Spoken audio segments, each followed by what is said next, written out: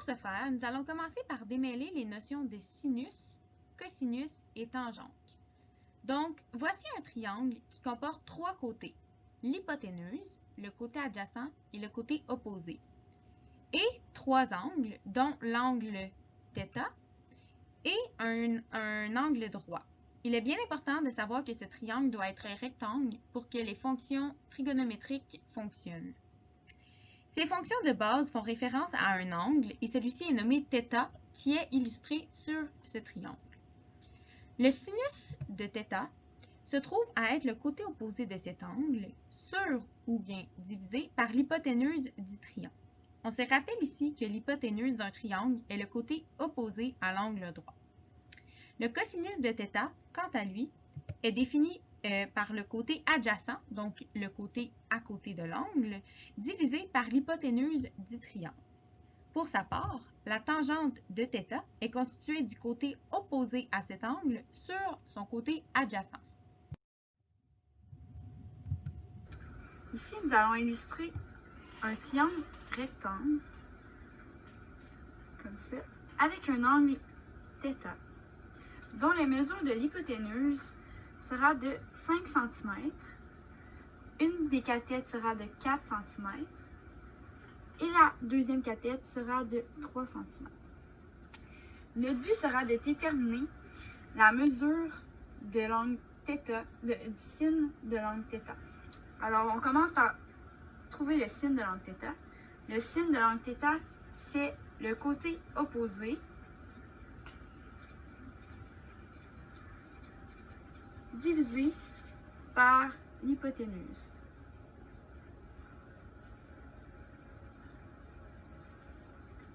Ici, notre côté opposé à l'angle θ mesure 4 cm et notre hypoténuse mesure 5 cm. On fera donc 4 divisé par 5. Donc, le sin de l'angle θ est égal à 0,8. Maintenant, nous allons calculer le cos de l'angle θ. Le cos de l'angle θ, c'est le côté adjacent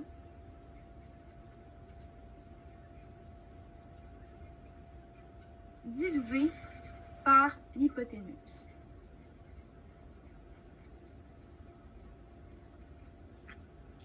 Ici, le côté adjacent à l'angle θ mesure 3 cm et l'hypoténuse mesure 5 cm. Ça fera donc 3 divisé par 5. Donc, le cos de θ est égal à 0,6. Pour ce qui est de la tangente de l'angle θ, la tangente, c'est le côté opposé divisé par le côté adjacent. Donc,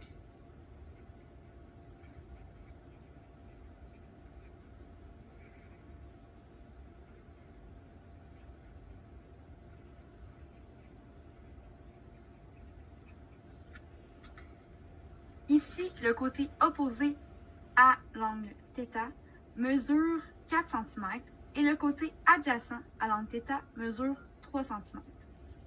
Ça fera donc 4 divisé par 3. Donc, la mesure tan de θ est égale à 1,3 périodique. On peut également les laisser en fraction qui est égale à 4 tiers. Ici, nous allons illustrer un triangle rectangle.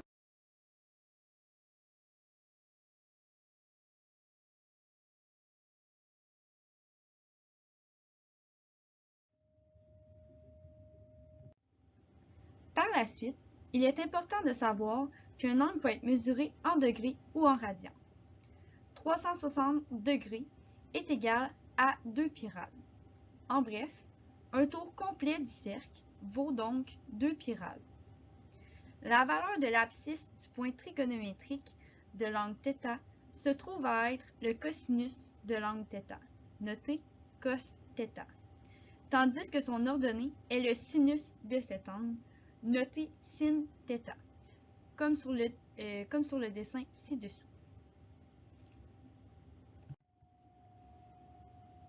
Donc, à l'intérieur du cercle trigo, on utilise un autre système de mesure d'angle, le radian. Donc, un radian, ça correspond à la mesure de l'angle au centre dont les côtés interceptent un arc dont la longueur est égale au rayon.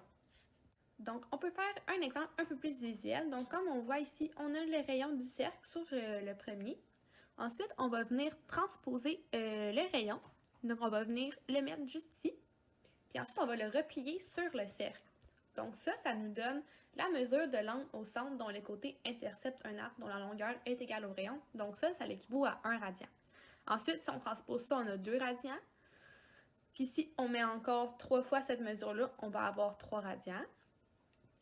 La moitié d'un cercle, la moitié de circonférence d'un cercle, ça l'équivaut à pi radian. Donc, on peut dire que la circonférence totale d'un cercle de 360 degrés, donc le cercle trigo, ça équivaut à 2 pi radians. On peut donc venir à la conclusion que 0 degré équivaut à 0 radian, 360 degrés égale à 2 pi radian, 180 degrés égale à pi radian. Donc, avec ces valeurs-là, on peut construire une équation qui va nous permettre de traverser de degrés en radians. Donc, on va faire un exemple sur comment utiliser la formule. Donc, la question est, quelle est en degrés la mesure d'un angle de 1 radian? Donc, comme la formule avait 180 degrés, et on cherche la mesure en degrés. Donc, on a notre pi radian, puis on sait qu'on a 1 radian. Fait avec ces valeurs-là, on va pouvoir trouver la mesure de l'angle en degrés. Donc, on va venir faire 180 degrés fois 1 radian divisé par pi radian.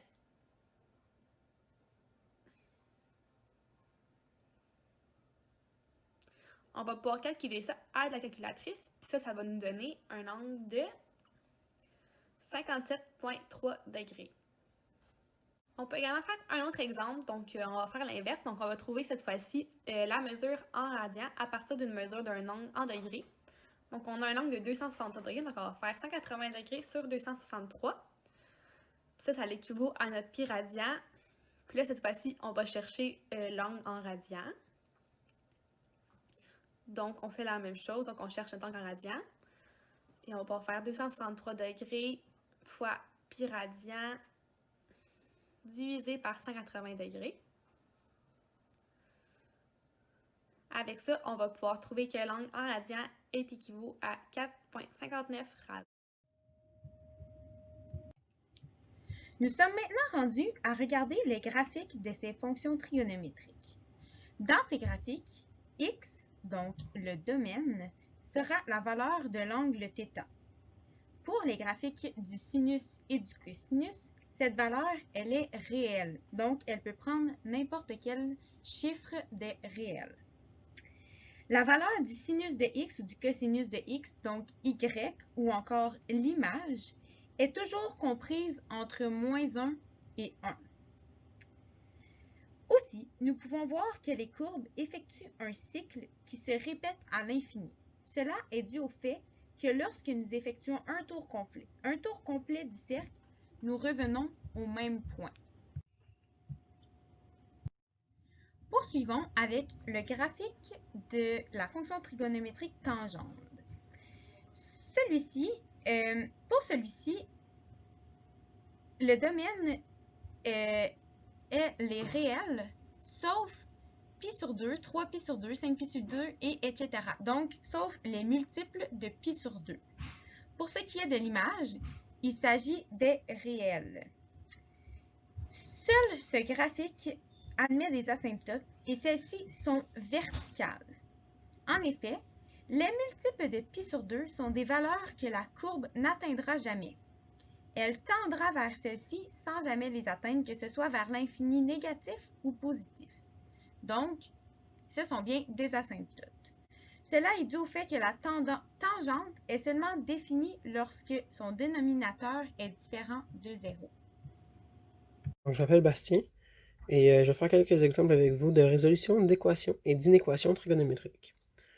Donc, On va commencer avec un exemple ici de moins sin de x moins racine de 2 sur 2 est égal à 0 sur l'intervalle 0, 4pi. Donc, on commence par isoler notre sinus, puisque la fonction est déjà sur sin. Pour ce faire, on envoie notre moins racine de 2 sur 2 de l'autre côté. Puis, on va multiplier par moins 1 des deux côtés pour retirer le moins. Donc, ça nous amène à moins sin de x fois moins 1 est égal à racine de 2 sur 2 fois moins 1. Ce qui nous amène à sin de x est égal à moins racine de 2 sur 2. Ensuite, maintenant qu'on a isolé notre fonction trigonométrique, on va aller chercher les valeurs dans le cercle trigonométrique qui correspondent à notre donnée. Donc, dans le cercle trigonométrique, nous avons ici moins racine de 2 sur 2 en sin pour le moins pi sur 4 et moins racine de 2 sur 2 en sin pour le 7 pi sur 4. C'est donc nos deux réponses pour un seul tour. Donc, on peut venir les écrire ici, moins pi sur 4, 7 pi sur... pas moins, juste 5 pi sur 4 et 7 pi sur 4 dans notre intervalle. Mais il y a aussi deux autres valeurs, puisque notre intervalle comporte deux tours, c'est-à-dire 0 à 4 pi. Puisque un tour est 2 pi, 4 pi comporte deux tours. Donc, au deuxième tour, pour chacune de nos valeurs au deuxième tour, on va devoir additionner 2 pi pour le second tour. Donc, 5 pi sur 4 plus 2 pi, ça va nous donner 13 pi sur 4. Et 7 pi sur 4 plus 2 pi va nous donner 15 pi sur 4. Ensuite, ça c'est notre réponse. Donc, prochain exemple, on va y aller avec une fonction trigonométrique de degré de 2. On dit degré de 2 puisque notre fonction ici, dans ce cas-ci, cos de x, est au carré.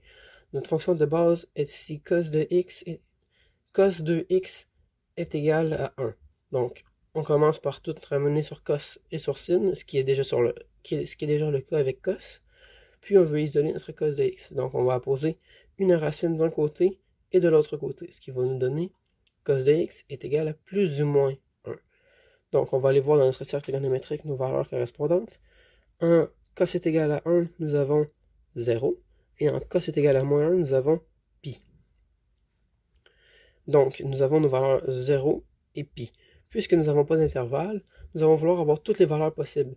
C'est pourquoi nous allons l'écrire plus 2pi n. 2pi pour un tour complet et fois n pour n tours qui peut être demandé. Donc, 0 plus 2pi n et pi plus 2pi n, c'est notre ensemble de données, où n est ensemble des entiers, puisque les tours doivent être complets.